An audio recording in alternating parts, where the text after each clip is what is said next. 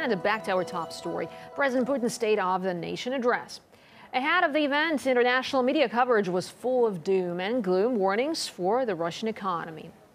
Russia is on the verge of sinking into its second recession in 5 years. The Russian economy, which is ice cold and could mean big problems for President Vladimir Putin. Russia's economic woes worsen as the ruble suffers its biggest one-day fall in 16 years. With the severe drop in oil prices, you now see Russia heading into recession. Now, the low crude price has indeed put a strain on Russia's finances, but what's the impact for the rest of the world? Igor Piskunov now takes a look.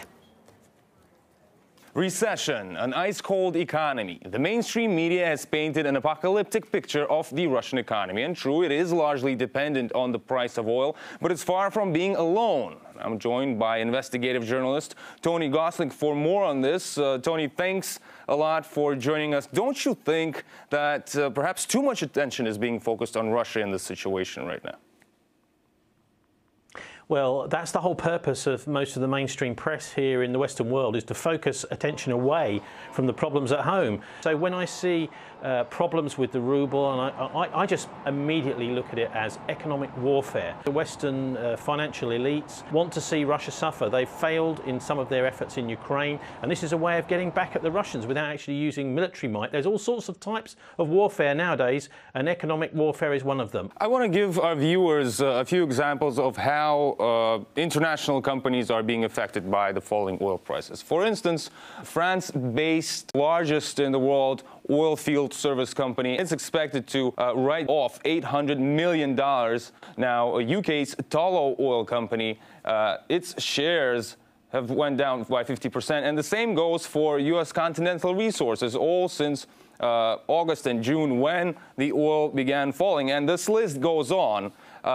Tony, do you think that this is a situation concerning only the energy sector, or other sectors may be affected by it as well? This is an example of what's happening is the chaos and sickness in the euro-dollar zone, that is in the financial sector, from the casino economy, that stocks and shares and asset prices, is now finding its way into the real world and into the energy market. But it won't take long, of course, for it to go from there into the rest of the economic field in the real world. So all of the gambling that's been going on at the international casino is now really hitting the international resources markets, the energy markets, and commodities. And it's not only about markets or international corporations, is it? The pockets of ordinary people are being hit. Norwegian krone went down by 17% against the dollar, and the budget of Denmark is facing a deficit. So these are countries which are being affected by the falling oil prices. And this is another thing, Tony, that mainstream media is not really talking about, is it?